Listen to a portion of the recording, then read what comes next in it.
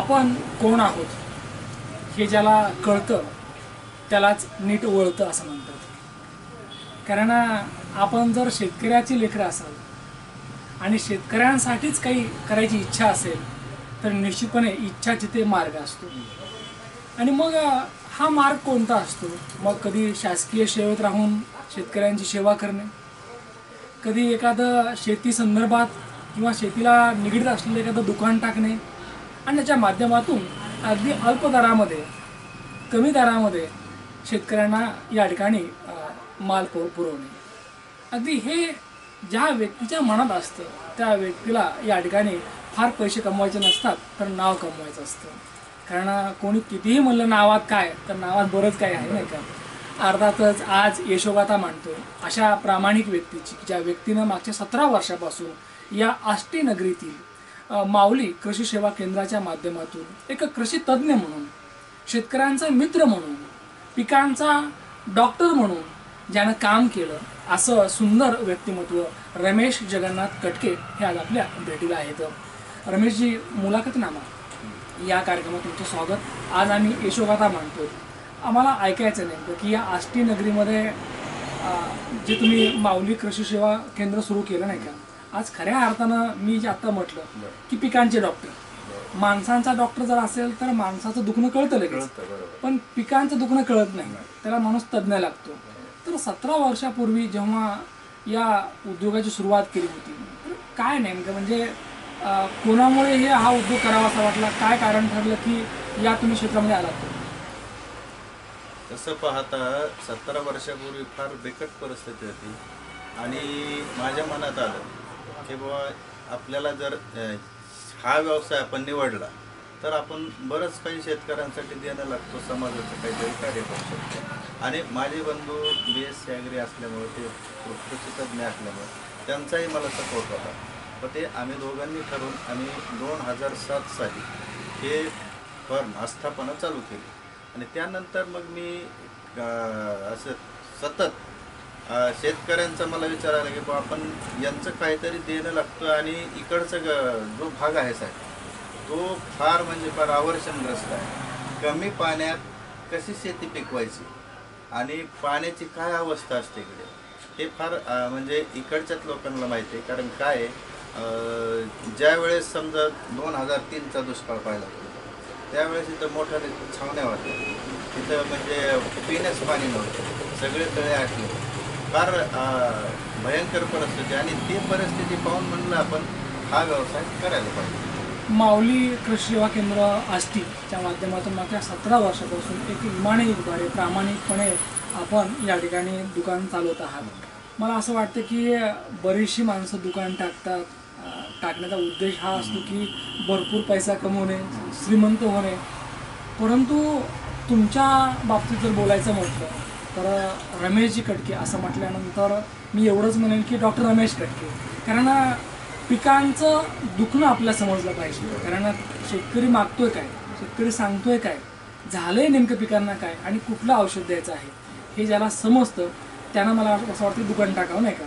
तर म्हणजे मी जे बोलतो तुम्हाला की पिकांचं दुखणं समजणारे रमेशजी, तर हे काय असतं नेमकं, म्हणजे कुठलं औषध दिलं पाहिजे, नेमकं काय असतं, म्हणजे अगदी दुकानात बसल्या बसल्या सुरू असतं का? मग कधी कधी मग शेतकऱ्यांचे जे काही प्लॉट आहेत किंवा जे शेती आहे त्यांना पण आपण व्हिजिट देत आहोत?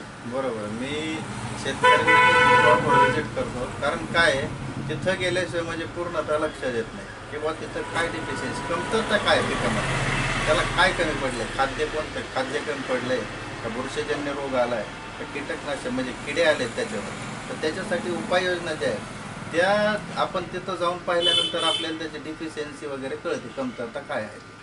आणि पुन्हा कसं आहे की इथं काही काही लोक असे आस्थापने देतात आणि म्हणतात की हे असं असं, मग त्यांना काय करावं लागतं, एक तर फोटो आणा किंवा मग तुम्ही त्याच्यातले 1-2 जरी त्या पिकाचे जरी समजा झाडं आणली तरी त्याच्यावर समजून जातं की बाबा याच्यावर हा रोग झाला, आपण हे औषध द्यायला पाहिजे। आणि अत्यंत अल्प दरात देण्याची माझी इच्छा असते। एखाद्या व्यक्तीला जर आजार झाला आणि योग्य औषध दिलं की ते दुखणं लवकर थांबतं. अगदी नाहीतर अगदी बऱ्याच वेळा काय असतं की तुम्हाला आहे खोकला आणि दुसरंच औषध दिलं तर खोकला काही जात नाही. बरोबर खोकला जर असेल तर खोकल्याचं औषध दिलं दिलंच पाहिजे. ते योग्य दिलं, बरोबर वय पाहून दिलं तर खोकला जातो.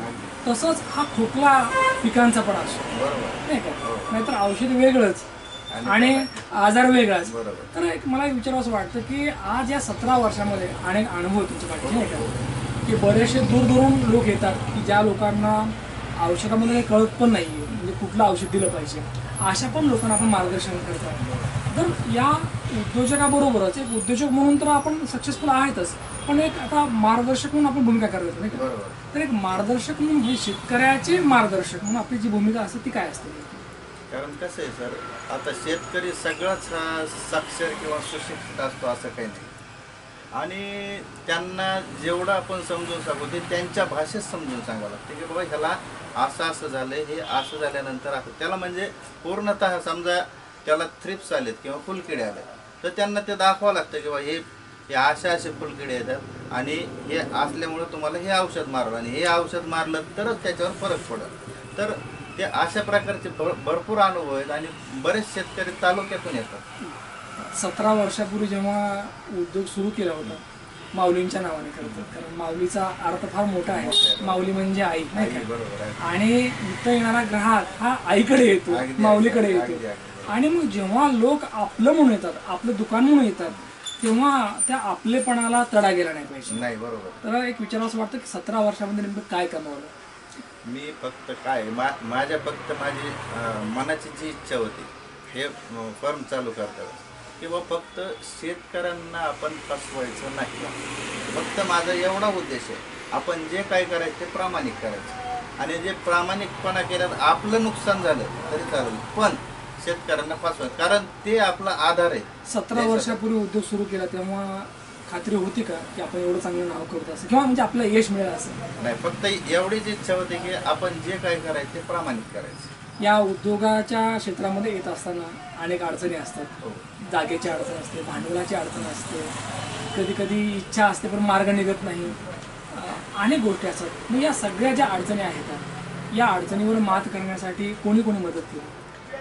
प्रथमतः माझे बंधू म्हणजे माझे आधार आणि सगळ्यांच्या घरचा सपोर्ट होता की बा तू हे कर. मी पण तेवढं आणि मी जेवढे काय मित्र बनवले, जेवढे काय शेतकरी जमा केले ते सगळे मी परमार्थातला माणूस आहे आणि मी त्याच्याशी नाळ जोडलेली असल्यामुळं माझ्याशी म्हणजे जवळजवळ सगळे परमार्थातले जेवढे माणसं आहेत तेवढेच माझ्याकडे शेतकरी येतात. म्हणजे बाकीचे सगळे येतात आणि परमार्थाची जोड असल्यामुळं मला फक्त प्रामाणिकपणा जो पाहिजे तो समजा तो आवडतो आणि त्याच्यामुळं त्या परमार्थाची जोड असल्यामुळं माझ्या मनात असा किंचितही विचार आला नाही की आपण शेतकऱ्यांशी काही आपण गैरप्रकार करावा असा. बहुतांश शेतकरी बांधव हे माळकरी आहेत, अगदी वारकरी आहेत आणि विठोबावर प्रेम करणारे आहेत आणि त्यातले तुम्ही एक आहात नाही का? म्हणून मला असं वाटतं की शेतकऱ्याच्याच मुलाने आपल्याच बांधवांसाठी सुरू केलेलं हे कृषी सेवा केंद्र, आणि जसं दुकानाचं नाव आहे माऊली कृषी सेवा केंद्र, खरंच सेवा करतात आपण. बऱ्याच वेळा सेवा करत करत लोक मेवा खातात, परंतु या ठिकाणी मेवा हा शब्द बाजूला ठेवूया आपण आणि सेवा केली आपण नाही का? तर आज एक विचारावं असं वाटतं या पूर्ण 17 वर्षाच्या वाटचालीकडे पाहिल्यानंतर काय वाटतं नेमकं आज, म्हणजे काय भावना नेमकी आज म्हणजे माझी जी इच्छा होती ती जवळजवळ माझी पूर्ण झाली. कारण मी शेतकऱ्यांशी प्रामाणिक राहिलो त्याचा मला खूप आनंद आहे. कारण काय जर शेतकऱ्यांना फसवले त्यांची कशी अवस्था फार बिकट असते सर. आणि एक तर हा भाग अवर्षणग्रस्त आहे, इथे पावसाची अशी म्हणजे शाश्वती नाही कुठली किंवा इथं पाऊस पडत आणि पाऊस जर पडला तरच इथं पिकं इथले साधतात, नाही तर पिकं एकदम म्हणजे असे दुष्काळग्रस्त परिस्थिती. आधीच तर ते शेतकरी बांधव कर्जबाजारी असतात, कर्जबाजारी आणि मग त्यांना परत आपण चुकीचं औषध दिलं किंवा वाजवी किंमत लावली तर निश्चितपणे नुकसान होतं. 100% बरोबर. कुणाची तळतळाट नको तळतळाट नको म्हणून आपलं प्रामाणिकपणाने कार्य चाललं. माऊली रामकृष्ण आहे, कारण या ठिकाणी परमार्थातली व्यक्ती आहे, माळकरी व्यक्ती आहे, विठोबावर विश्वास ठेवणारी व्यक्ती आहे आणि शेतकरी पुत्र आहे. आणि शेतकऱ्यांसाठीच, आपल्या बांधवांसाठी हे माऊली कृषी सेवा केंद्र मागच्या 17 वर्षापासून प्रामाणिकपणे ते चालवत आहेत.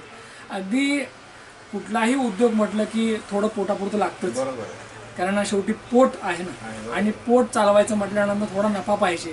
परंतु नफा घेत असताना सुद्धा कुणाची पिळवणूक होणार नाही, कुणाची फसवणूक होणार नाही याची पण काळजी घेतली पाहिजे. आणि तीच काळजी या ठिकाणी रमेशजी कटके यांनी अगदी अविरतपणे घेतली आहे. या कामी त्यांचे बंधू, त्याचबरोबर आईवडील यांचे आशीर्वाद, भावाचा सपोर्ट आणि सगळ्या या आष्टी तालुक्यातील शेतकरी वर्गांचा एक विश्वास, कारण विश्वास खूप महत्त्वाचा आहे. हा विश्वास त्यांच्यावर आहे आणि म्हणूनच त्यांना या ठिकाणी हे यश प्राप्त करता आलं. ही होती एक यशोगाथा, ही होती खऱ्या अर्थानं मुलाखत. आणि ही मुलाखत प्रेक्षकांना आवडली असेल. परत भेटूया पुढच्या मुलाखतीमध्ये. तोपर्यंत पाहत राहा न्यूज वन महाराष्ट्र. धन्यवाद.